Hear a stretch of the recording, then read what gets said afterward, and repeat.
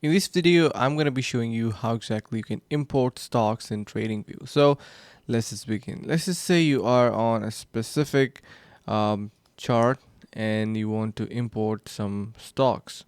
So you can see we have a couple of options at the bottom of our screen. Make sure that you have this integration, which is paper trading.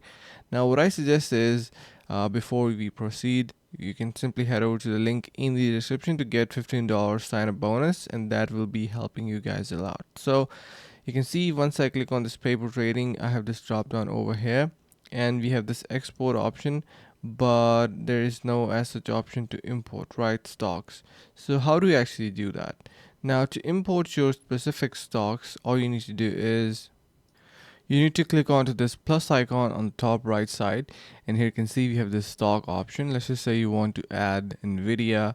You can simply click on this plus icon. You can see it is listed over here, and we have many more. So that's how easy it is to import your stocks. And if you have any further questions, feel free to ask me in the comments below.